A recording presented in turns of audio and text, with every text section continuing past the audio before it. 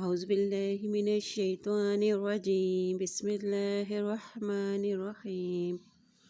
رب اشرح لي صدري ويسر لي أمري واحلل عقدة من لساني يفقهوا قولي۔ سورة الحشر آیت نمبر 1 سے۔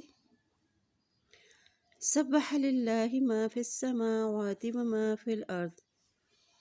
تعریف کی ہے اللہ کے لیے ہر اس چیز نے جو آسمانوں اور زمین میں ہے۔ وَهُوَ العزیز الحکیم، وہی زبردست اور حکمت والا ہے۔ یہ سورت یہود کے قبیلے بنو نذیر کے بارے میں نازل ہوئی ہے، اس لیے اسے سورۃ النذیر بھی کہا جاتا ہے۔ هُوَ الَّذِي أَخْرَجَ الَّذِينَ كَفَرُوا، وہ اللہ وہ ذات ہے جس نے نکالا ان لوگوں کو جنہوں نے کفر کیا۔ من اہل الکتاب، اہل کتاب میں سے، من دیارہم لأول الحشر، ان کے گھروں سے پہلے ہی حشر میں۔ مدینہ کی طرف میں یہودیوں کے قبیلے آباد تھے۔ ہجرت مدینہ کے بعد نبی صلی اللہ علیہ وسلم نے ان سے معاہدہ کیا، لیکن یہ لوگ درپردہ سازشیں کرتے رہے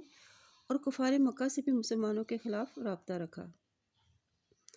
حتیٰ کہ ایک موقع پر جب کہ آپ صلی اللہ علیہ وسلم ان کے پاس گئے ہوئے تھے،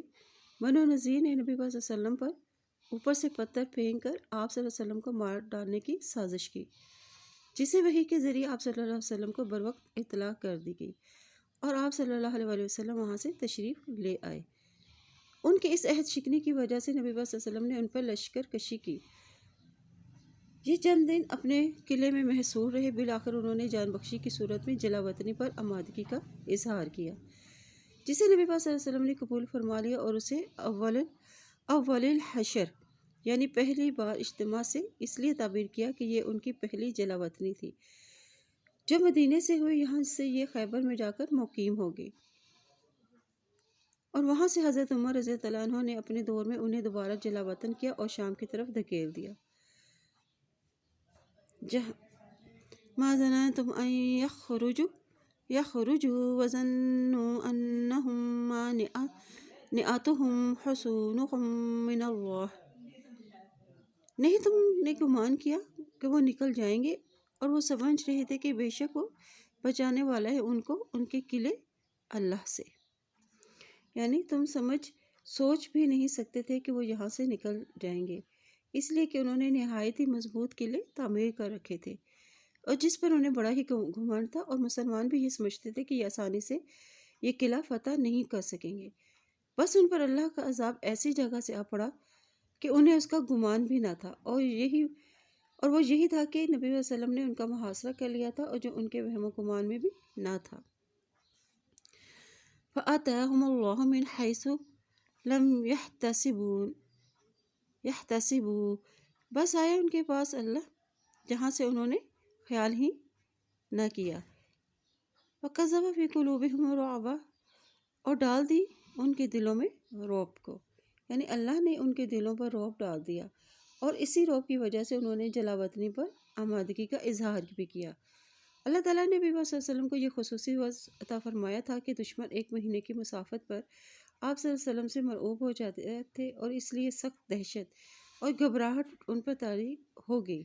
اور تمام تر اسباب و وسائل ہونے کے باوجود انہوں نے ہتھیار ڈال دیا، اور یہ صرف یہ شرط مسلمانوں سے منوائی کہ جتنا سامان لاد کے لے جا سکتے ہیں انہیں لے جانے کی اجازت دی جائے۔ یخربون بیوتہم بایدیہم وایدی المؤمنین، اور وہ برباد کر رہے تھے اپنے ہی گھروں کو اپنے ہاتھوں سے اور مومنوں کے ہاتھوں سے، اپنے ہی ہاتھوں سے اپنے گھر کو برباد کرنا شروع کر دیا تاکہ وہ مسلمانوں کے کام کے نہ رہیں، اور سامان لے جانے کی اجازت پر وہ اپنے اونٹوں پر جتنا سامان لے جا سکتے تھے اپنے گھروں کو ادھیڑ کر اونٹوں پر لاد لیا۔ اور وَأَيْدِ الْمُؤْمِنِينَ، یعنی باہر سے پھر مسلمانوں نے بھی برباد کر دیا تاکہ ان پر ان کی گرفت مضبوط ہو جائے، یا یہ بھی مطلب ہو سکتا ہے کہ بچہ کچا مسلمانوں نے اکٹھا کر لیا۔ فَاعْتَبِرُوا يَا أُولِي الْأَبْصَارِ، بس اب عبرت پکڑو اے آنکھوں والو، یعنی کہ کس طرح اللہ نے ان کے دلوں پر رعب ڈالا، جب اللہ نے ان کا مواخذہ کیا تو ان کی طاقت اور وسائل ان کے پھر کچھ کام نہ ہوئے۔ ولولا أن كتب الله عليهم الجلاء لعذبهم في الدنيا ولهم في الآخرة عذاب النار۔ اگر نہ ہوتی یہ بات کہ لکھ دی اللہ تعالیٰ نے ان پر جلا وطنی، البتہ عذاب دیتا ان کو دنیا میں، اور ان کے لیے آخرت میں عذاب ہے آگ کا۔ یعنی پھر اللہ کی تقدیر میں پہلے سے ہی ان کے لیے اس طرح جلا وطنی لکھی ہوئی نہ ہوتی تو ان کو دنیا میں ہی عذاب سے دوچار کر دیا جاتا، جیسا کہ بعد میں ان کے یہود بھائی کے قبیلے بنو قریظہ کو عذاب میں مبتلا کیا گیا اور دوسروں کو قیدی بنا لیا گیا اور ان کا مال مسلمانوں کے لیے غنیمت بنا دیا گیا۔ ذالک بأنہم شاقوا اللہ ورسولہ، یہ بات بوجہ اس کے کہ بے شک انہوں نے مخالفت کی اللہ اور اس کے رسول کی۔ ومن یشاق اللہ فإن اللہ شدید العقاب، اور جو مخالفت کرے گا اللہ کی اور تو بے شک اللہ تعالیٰ سخت سزا دینے والا ہے۔ یعنی ان کو یہ سخت سزا کس وجہ سے ملی کہ انہوں نے اللہ اور اس کے رسول کی مخالفت کی۔ ما قطعتم من لینۃ او ترکتموها قائمۃ علی اصولها فبإذن اللہ ولیخزی الفاسقین، اور جو بھی کاٹے تم نے کھجور کے درخت یا تم نے چھوڑ دیا ان کو کھڑے ہوئے ان کی جڑوں پر تو ساتھ اللہ کے اذن کے، اور تاکہ وہ رسوا کرے فاسقوں کو۔ من لینۃ یعنی کھجور کے درخت دوران محاصرہ نبی پاک صلی اللہ علیہ وسلم نے کے حکم سے مسلمانوں نے بنو نذیر کے کھجوروں کے درخت کو آگ لگا دی، کچھ کاٹ ڈالے اور کچھ چھوڑ ڈالے، جس کا مقصد یہ تھا کہ دشمن کی آڑ کو ختم کرنا تھا اور یہ واضح کرنا تھا کہ اب مسلمان تم پر غالب ہیں اور تمہارے مال و جائیداد جس طرح چاہے تصرف کرنے پر قادر ہیں۔ وما افاء اللہ علی رسولہ منہم فما اوجفتم علیہ من خیل ولا رقاب ولکن اللہ یسلط رسولہ علی من یشاء واللہ علی کل شیء قدیر، اور جو پھر لایا اللہ اپنے رسولوں پر ان میں سے بس نہیں دوڑائی تم نے اس پر کوئی گھوڑے اور نہ سواری، لیکن اللہ مسلط کرتا ہے اپنے رسولوں کو جس پر وہ چاہتا ہے، اور اللہ اوپر ہر چیز پہ قادر ہے۔ یعنی بنو نذیر کا یہ علاقہ جو مسلمانوں کے قبضے میں آیا مدینے سے 3-4 میل کے فاصلے پر ہی تھا، یعنی مسلمانوں کو اس کے لیے لمبا سفر کرنے کی ضرورت ہی پیش نہ آئی، یعنی اس میں مسلمانوں کو اونٹ گھوڑے دوڑانے نہیں پڑے، اور اسی طرح لڑائی کی بھی نوبت نہ آئی، اور صلح کے ذریعے ہی یہ علاقہ فتح ہو گیا۔ یعنی اللہ نے اپنے رسول کو بغیر لڑائی کے ہی ان پر غالب فرما دیا۔ ما افاء اللہ علی رسولہ من اہل القری فللہ وللرسول ولذی القربی، اور جو پلٹایا اللہ نے اپنے رسولوں پر بستی والوں میں سے کہ میں اللہ کے لیے ہے، بس اللہ ہی کے لیے ہے، اس کے رسول کے لیے ہے۔ افا یعنی وہ مال جو صلح کے نتیجے میں حاصل ہوتا ہے، یا وہ مال جو دشمن چھوڑ جائے اور جنگ کے بغیر ہی جو مال حاصل ہو جائے، اور وہ کس کے لیے ہے؟ وَلِلَّهِ وَلِلرَّسُولِ، بس اللہ کے لیے، اس کے رسول کے لیے، وَلِذِّ الْقُرْبَى رشتہ داروں کے لیے، وَالْيَتَامَى یتیموں کے لیے، وَالْمَسَاکِینِ وَابْنِ السَّبِیلِ مسکینوں اور مسافروں کے لیے ہے، کہ لا یکون تاکہ نہ ہو دولت بین الاغنیاء منکم گردش کرتا درمیان مالداروں کے تم میں سے۔ وما آتاکم الرسول فخذوہ وما نہاکم عنہ فانتہوا واتقوا اللہ ان اللہ شدید العقاب، اور جو بھی دیں تم کو رسول بس لے لو اس کو، اور جس چیز سے روکے تم کو اس سے بس رک جاؤ، اور ڈرو اللہ سے، بے شک اللہ تعالیٰ سخت سزا دینے والا ہے۔ للفقراء المہاجرین الذین اخرجوا من دیارہم واموالہم یبتغون فضلا من اللہ ورضوانا وینصرون اللہ ورسولہ، ان غریب مہاجرین کے لیے ہے، وہ لوگ جو نکالے گئے اپنے گھروں سے، اپنے مالوں سے، وہ چاہتے ہیں فضل اللہ کی طرف سے اور رضامندی، اور مدد کرتے ہیں اللہ اور اس کے رسول کی۔ یعنی وہ فیء کا مال کس کے لیے ہے؟ اللہ اور اس کے رسول کے لیے ہے، جو اللہ اور اس کے رسول کی راہ میں، اللہ کی راہ میں جہاد کرنے والے مسکینوں اور جو اپنے گھروں سے اور مالوں سے نکالے گئے ہیں، اور ذی القربیٰ کے لیے ہے، یتیموں، مسکینوں اور مسافروں کے لیے ہے، تاکہ یہ مال، یہ اس لیے تھا کہ تاکہ مال جو ہے وہ امیر لوگوں کے درمیان ہی گردش نہ کرتا رہے، اس طرح امیروں سے غریبوں تک مال آئے گا۔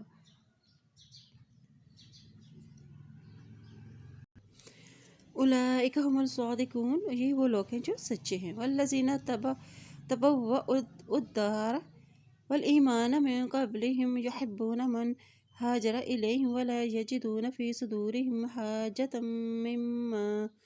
اور وہ لوگ جنہوں نے جگہ پکڑی گھروں میں اور ایمان لائے ان سے پہلے وہ محبت رکھتے ہیں، اور جو ہجرت کرے ان کی طرف اور نہیں وہ پاتے اپنے سینوں میں کوئی بھی حاجت اس میں سے۔ یعنی اب یہ فی کا مال ان مہاجرین میں تقسیم کر دیا گیا، اور ان سے انصار مدینہ مراد ہے جو مہاجرین کے مدینہ آنے سے قبل مدینے میں آباد تھے۔ مہاجرین کی ہجرت کر کے آنے سے قبل ایمان بھی ان کے دلوں میں قرار پکڑ چکا تھا، یعنی مہاجرین کو اللہ کا رسول جو کچھ بھی دے اس پہ وہ راضی ہوں۔ اُوتُوا وَيُؤْثِرُونَ عَلَىٰ أَنفُسِهِمْ وَلَوْ كَانَ بِهِمْ خَاصَّةٌ، اور جو دیے کہ وہ ترجیح دیتے ہیں اپنے نفسوں پر، اور اگرچہ ہو ان کو بھوک یا تنگی، یعنی اپنے مقابلے میں مہاجرین کی ضروریات کو ترجیح دیتے ہیں، خود بھوکا رہتے ہیں لیکن مہاجرین کو کھلاتے ہیں۔ وَمَن يُوقَ شُحَّ نَفْسِهِ فَأُولَٰئِكَ هُمُ الْمُفْلِحُونَ، اور جو کوئی بچا لیا گیا خود غرضی سے اپنے نفس کی تو ایسے ہی لوگ وہی ہیں جو فلاح پانے والے ہیں۔ حدیث میں ہے کہ شخص سے بچو، اس ہر سے نفس نے پہلے ہی لوگوں کو ہلاک کیا ہے، کسی نے انہیں خون ریزی پر آمادہ کیا اور انہوں نے محارب کو حلال کر لیا۔ الذین جاءوا من بعدهم یقولون ربنا اغفر لنا ولإخواننا الذین سبقونا بالایمان ولا تجعل في قلوبنا غلا للذین آمنوا ربنا انک لرؤوف رحیم، اور وہ لوگ جو آئے ان کے بعد میں وہ کہتے ہیں کہ اے ہمارے رب ہم کو بخش دے، ہمارے بھائیوں کو، اور جو سبقت لے کے ہیں ہم سے ایمان میں، اور نہ تو ڈال ہمارے دلوں میں بغض ان لوگوں کے لیے جو ایمان لے، اے ہمارے رب بے شک تو شفقت کرنے والا اور رحم فرمانے والا ہے۔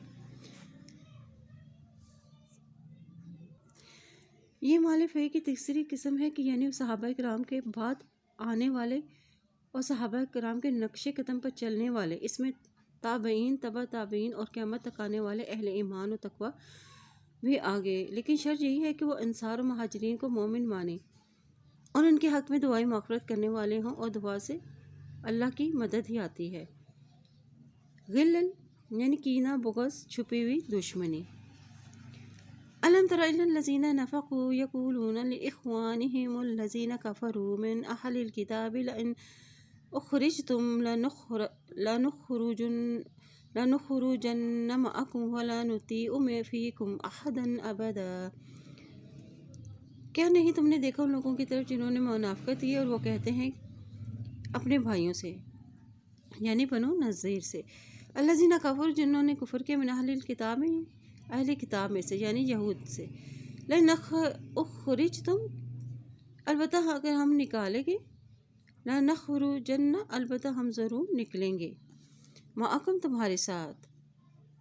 ولا نطیع فیکم احدا ابدا اور ہم اطاعت کریں گے تمہارے معاملے میں کسی ایک کی کبھی بھی، اور ہم نہ اطاعت کریں گے تمہارے معاملے میں کسی ایک کی بھی، وَإِن اور اگر قُوتِلْتُم جنگ کی گئی تم سے، لَنَنصُرَنَّکُم البتہ ہم ضرور مدد کریں گے تمہاری، وَاللَّهُ یشہد اور اللہ گواہی دیتا ہے، اِنَّہُم لَکاذبون بے شک وہ البتہ جھوٹے ہیں۔ یعنی یہ منافقین کے جھوٹے وعدوں کی تفصیل ہے۔ بنو نذیر جلا وطن کیے جانے کے بعد، الم تر الی الذین کیا نہیں دیکھا تم نے منافقوں کو نہیں دیکھا کہ وہ اپنے اہل کتاب کافروں سے کہتے ہیں کہ اگر تم جلا وطن کیے گئے، یعنی نکالے گئے، جلا وطن کیے گئے تو ہم تمہارے ساتھ نکل پڑیں گے، اور ہم تمہارے بارے میں کسی کی بھی بات نہ مانیں گے، اگر تم سے جنگ بھی کی گئی تو ہم پھر تمہاری ہی مدد کریں گے۔ واللہ یشہد انہم لکاذبون یعنی چنانچہ ان کا جھوٹ سامنے آ گیا کہ بنو نذیر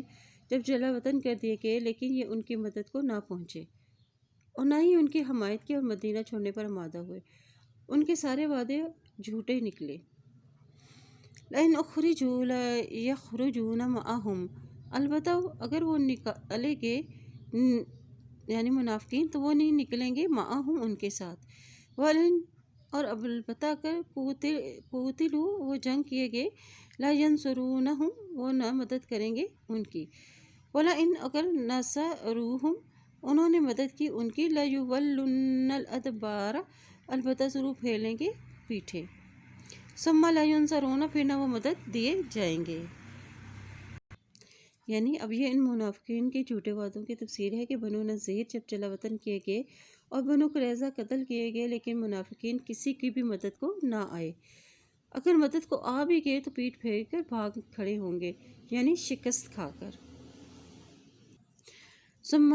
لا ینصرون پھر نہ وہ مدد دیے جائیں گے، یعنی مجھ سے مراد یہود ہے جب ان کے مددگار منافقین ہی شکست کھا کر بھاگ کھڑے ہوں گے۔ لَأَنْتُمْ أَشَدُّ رَهْبَةً فِي صُدُورِهِمْ مِنَ اللَّهِ ذَلِكَ بِأَنَّهُمْ قَوْمٌ لَا يَفْقَهُونَ، البتہ تم زیادہ سخت ہو رعب میں ان کے سینوں میں اور اللہ سے بڑھ کر، اور یہ اس لیے بوجہ اس کے کہ بے شک وہ ایک قوم ہے نہیں جو سمجھتے، یعنی یہود و منافقین ان کے دلوں میں مسلمانوں کی دہشت کا خوف تھا، یعنی تمہارا یہ خوف ان کے دلوں پر اور ان کی ناسمجھی کی وجہ ہی صحیح تھا، ورنہ اگر یہ سمجھدار ہوتے تو جان لیتے کہ مسلمان کا غلبہ تسلط اللہ ہی کی طرف سے ہے، اس لیے ڈرنا اللہ سے چاہیے نہ کہ مسلمانوں سے۔ یہاں پہ منافقین کی صفت بتا دی گئی ہے کہ یہ کون سی قوم ہے، قوم لا یفقہون، کہ یہ وہ قوم ہے جو نہیں سمجھتی۔ لا یقاتلونکم جمیعا الا فی قری محصنۃ او من وراء جدر، نہیں وہ جنگ کریں گے تم سے سب مل کر مگر بستیوں میں قلعہ بند ہو کر یا دیواروں کے پیچھے سے، بأسہم بینہم شدید ان کی جنگ آپس میں شدید ہے، تحسبہم تم سمجھتے ہو ان کو، جمیعا وقلوبہم شتیٰ اور تم سمجھتے ہو ان کو کہ وہ اکٹھے ہیں اور دل ان کے پھٹے ہوئے ہیں، یعنی یہ منافقین اور یہودی مل کر بھی کھلے میدان میں تم سے لڑنے کا حوصلہ نہیں رکھتے، البتہ قلعوں میں محصور ہو کر یا دیواروں کے پیچھے سے چھپ کر تم پر وار کر سکتے ہیں، جس سے یہ واضح ہے کہ یہ نہایت ہی بزدل قوم ہے اور تمہاری ہیبت سے لرزاں ہیں۔ بحثم بینہم شدید، یعنی یہ آپس میں ایک دوسرے کے سخت خلاف ہے، ان کے اندر بے اتفاقی ہے، یعنی یہود و منافقین بظاہر اکٹھے نظر آتے ہیں ان کے اندر بھی دشمنی ہے۔ تحسبہم جمیعا وقلوبہم شتیٰ تم سمجھتے ہو کہ وہ اکٹھے ہیں حالانکہ ان کے دل پھٹے ہوئے ہیں، یہ منافقین آپس میں ان کا دلوں کا یہ حال ہے، یا یہود و منافقین کا، یا مشرکین اور اہل کتاب کا۔ حق کے مقابلے میں یہ ایک ہی نظر آتے ہیں لیکن ان کے دل ایک نہیں ہیں بلکہ وہ مختلف ہیں، اور ایک دوسرے کے خلاف بغض و عناد سے ان کے دل بھرے ہوئے ہیں۔ ان کے اکٹھا ہونے کی صرف ایک ہی وجہ ہے، وہ ہے اسلامی دشمنی۔ ذَلِكَ بِأَنَّهُمْ قَوْمٌ لَا يَعْقِلُونَ، اور یہ سب بوجہ اس کے کہ بے شک وہ ایک قوم ہے جو عقل نہیں رکھتی، یعنی یہ اختلافات ان کی بے عقلی کی وجہ سے، اگر یہ سمجھنے والے ہوتے تو حق کو پہچان لیتے اور اسے اپنا لیتے۔ كَمَثَلِ الَّذِينَ مِن قَبْلِهِمْ قَرِيبًا ذَاقُوا وَبَالَ أَمْرِهِمْ وَلَهُمْ عَذَابٌ أَلِيمٌ، مانند مثال ان لوگوں کی جو ان سے پہلے ہیں، قریب ہے انہوں نے چکھا ہے اپنے کیے کا وبال اور ان کے لیے دردناک عذاب ہے، یعنی اس سے پہلے بعض نے مشرکین مکہ مراد لیا ہے جنہوں نے غزوہ بنو نذیر سے کچھ عرصہ قبل ہی جنگ بدر میں عبرتناک شکست ہوئی تھی، بعض نے یہود کے قبیلے بنو کناق مراد لیا ہے جنہوں نے بنو نذیر سے قبل جلا وطن کیا جا چکا تھا جنہیں، یعنی یہ وبال جو انہوں نے چکھا ہے یہ تو دنیا کی سزا ہے، آخرت کی سزا تو اس کے علاوہ ہے جو نہایت ہی دردناک ہے۔ کمثل الشیطان، جیسے کہ مانند شیطان کی، اس قال للانسان الکفر، جب کہ اس نے کہا انسان کو کہ کفر کرو،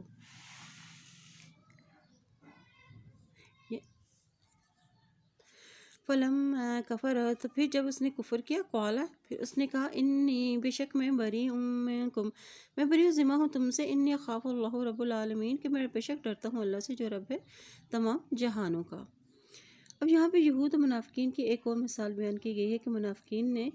یہودیوں کو اس طرح بے یار و مددگار چھوڑ دیا جس طرح شیطان انسان کے ساتھ معاملہ کرتا ہے۔ پہلے تو انسان کو گمراہ کرتا ہے اور انسان شیطان کے پیچھے لگ کر جب کفر کا ارتکاب کر لیتا ہے تو پھر شیطان سے بری و ذمہ ہو جاتا ہے۔ شیطان اپنے قول میں سچا نہیں ہے، انسان کو دھوکہ شیطان ہی دیتا ہے۔ فَكَانَ عَاقِبَتُهُمَا أَنَّهُمَا فِي النَّارِ خَالِدِينَ فِيهَا وَذَلِكَ جَزَاءُ الظَّالِمِينَ، تو تھا ان دونوں کا انجام، بے شک وہ دونوں آگ میں ہوں گے، ہمیشہ رہنے والے ہوں گے اس میں، اور یہ ظالموں کا بدلہ ہے۔ یا ایھا الذین آمنوا اتقوا اللہ، اے لوگوں جو ایمان لائے ہو ڈرو اللہ سے۔ اب اہل ایمان کو خطاب کر کے انہیں واعظ کیا جا رہا ہے کہ اللہ سے ڈرنے کا مطلب ہے کہ اس نے جس چیز کے کرنے کا حکم دیا ہے انہیں پورا کرو، اور جس سے روکا ہے اس سے رک جائیں۔ یہ تقویٰ ہی انسان کو نیکی کرنے پر اور برائیوں سے روکتا ہے۔ انسان کی زندگی کو آج اور کل سے تعبیر کیا گیا ہے کہ دنیا کی زندگی آج ہے اور آخرت کی زندگی کل ہے۔ وَلْتَنظُرْ نَفْسٌ مَّا قَدَّمَتْ لِغَدٍ، اور چاہیے کہ وہ دیکھے ہر نفس جو اس کے آگے بھیجا کل کے لیے۔ لغدن سے مراد آنے والا دن سے مراد آخرت کا دن ہے۔ دنیا میں جو نیکیاں کمائی ہیں تم کما رہے ہو وہ آخرت میں وہی تم اس کا پھل پاؤ گے۔ واتقوا اللہ، ڈرو اللہ سے، ان اللہ خبیر بما تعملون،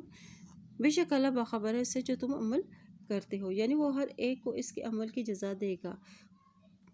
وَلَا تَكُونُوا كَالَّذِينَ نَسُوا اللَّهَ فَأَنسَاهُمْ أَنفُسَهُمْ أُولَٰئِكَ هُمُ الْفَاسِقُونَ، اور نہ تم ہو ان لوگوں کی طرح جنہوں نے بھلا دیا ہے اللہ کو، پھر اس نے بھلا دیا ہے ان کو اس کے نفس کو، اور یہی وہ لوگ ہیں جو فاسق ہیں۔ یعنی یہ بطور جزا اللہ نے انہیں ایسا کر دیا کہ وہ اپنے ہی عملوں سے غافل ہیں۔ ان کی سزا کیا تھی کہ وہ اپنے ہی عملوں سے غافل ہو گئے اور اس کی عقل اس کو صحیح رہنمائی نہیں کرتی، آنکھیں بھی ان کو حق کا راستہ نہیں دکھاتی، اور کان بھی حق بات سننے سے محروم رہتے ہیں۔ پھر اس کا نتیجہ کیا نکلتا ہے؟ وہ کہ ایسے کام ان سے سرزد ہو جاتے ہیں جن میں ان کی اپنی ہی تباہی اور بربادی ہوتی ہے۔ لا یستوی اصحاب النار و اصحاب الجنہ، نہیں برابر ہو سکتے آگ والے اور جنت والے۔ یہ آگ والے کون ہیں؟ یہ وہ لوگ ہیں جو اپنے انجام سے غافل رہنے والے ہیں۔ اور صحاب الجنہ کون ہیں؟ یہ اہل ایمان و تقویٰ والے جنت کے حصول میں کامیاب ہوں گے۔ اہل جنت اپنے انجام کو یاد رکھتے ہیں اور اس کی تیاری میں مصروف رہتے ہیں۔ اصحاب الجنت هم الفائزون، اور جنت والے وہی ہیں جو کامیاب ہیں، یعنی امتحان کی تیاری کرنے والا کامیاب رہتا ہے اور جبکہ غافل ناکام رہتا ہے۔ لو انزلنا هذا القرآن على جبل لرأيته خاشعا متصدعا من خشیۃ اللہ، اور اگر نازل کرتے ہم اس قرآن کو اوپر ایک پہاڑ کے، البتہ تم دیکھتے اس کو کہ دبا ہوا بھٹنے والا اللہ کے ڈر سے۔ وَتِلْكَ الْأَمْثَالُ نَضْرِبُهَا لِلنَّاسِ لَعَلَّهُمْ يَتَفَكَّرُونَ، اور یہ مثالیں ہم بیان کرتے ہیں اس کو لوگوں کے لیے شاید کہ وہ غور و فکر کریں۔ یعنی یہ پہاڑ میں فہم و ادراک کی وہ صلاحیت پیدا کر دیتے جو ہم نے انسانوں کے اندر پیدا کی، یعنی قرآن میں ہم نے بلاغت و فصاحت اور واعظ و تذکیر کے ایسے پہلو بیان کیے ہیں کہ انہیں سن کے پہاڑ بھی بوجہ اتنی سختی اور وسعت اور بلندی کے باوجود بھی وہ خوف الہی سے ریزہ ریزہ ہو جاتا ہے۔ اور یہ انسان کو سمجھایا اور ڈرایا جا رہا ہے کہ تجھے عقل و فہم کی صلاحیت دی گئی ہے، لیکن اگر قرآن سن کر تیرا دل میں کوئی اثر قبول نہیں کرتا تو تیرا انجام اچھا نہ ہوگا۔ اور ہم نے یہ قرآن نبی وسلم نازل کیا ہے جو ایسی عظیم و شان کا حامل ہے کہ اگر ہم اس قرآن کو کسی پہاڑ پر نازل کر دیتے تو وہ ریزہ ریزہ ہو جاتا، لیکن یہ آپ صلی اللہ علیہ وسلم پر ہمارا احسان ہے کہ ہم نے آپ صلی اللہ علیہ وسلم کو اتنا قوی اور مضبوط کر دیا کہ آپ صلی اللہ علیہ وسلم اس چیز کو برداشت کر لیا، اور جس کو برداشت کرنے کی طاقت اور پہاڑوں میں نہیں ہے۔ هو اللہ الذی لا الہ الا هو عالم الغیب والشہادۃ هو الرحمن الرحیم، اللہ وہ ذات ہے نہیں کوئی الہ برحق مگر وہی، جاننے والا ہے غیب کا اور حاضر کا، اور وہی رحمان ہے اور رحیم ہے۔ یعنی کائنات کی ہر چیز کو وہ جانتا ہے، چاہے وہ ہمارے سامنے ہو یا غائب ہو، حتیٰ کہ وہ تاریکیوں میں چلنے والی چونٹی کو بھی جانتا ہے۔ هو اللہ الذی لا الہ الا هو، اور اللہ وہ ذات ہے نہیں کوئی الہ برحق مگر وہی۔ ہوا الملک القدوس بادشاہ مقدس۔ اس کے معنی پاک و صاف، ہر عیب سے پاک، اور یہ صفات ہمتاً اس کے اندر ہمیشہ کے لیے ہیں۔ السلام سراسر سلامتی ہے۔ سلام المؤمن المحیمن العزیز الجبار المتکبر سبحان اللہ عما یشرکون۔ یعنی جو لوگ اللہ کی ذات و صفات میں کسی کا شریک ٹھہراتے ہیں، اللہ تعالیٰ ان تمام باتوں سے پاک ہے۔ هو اللہ الخالق البارئ المصور له الاسماء الحسنى یسبح له ما فی السماوات والارض وهو العزیز الحکیم۔ وہ اللہ وہ خالق ہے، پیدا کرنے والا ہے، تصویر بنانے والا ہے، اسی کے لیے ہے نام اچھے اچھے۔ تسبیح کر رہے ہیں اس کے لیے جو بھی کچھ آسمانوں میں اور زمین میں ہے، اور وہ زبردست حکمت والا ہے۔ یعنی یہ اللہ ہے جو خالق ہے، بنانے والا ہے، پیدا کرنے والا ہے، بارئ المصور یعنی صورت بنانے والا ہے، مادر رحم میں انسان کی تخلیق تک، اسی کے لیے ہے سارے اچھے اچھے نام۔ وَهُوَ الْعَزِيزُ الْحَكِيمُ، اللہ جس چیز کا فیصلہ کرتا ہے اسے نافذ فرماتے ہیں، اور اس کے فیصلے حکمت پر مبنی ہوتے ہیں۔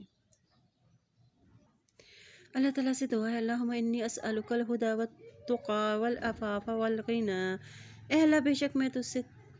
ہدایت، تقوی اور پاک دامنی اور بے نیازی کا سوال کرتا ہوں۔ سبحانک اللہم و بحمدک، اشہد ان لا الہ الا انت، استغفرک و اتوب الیک۔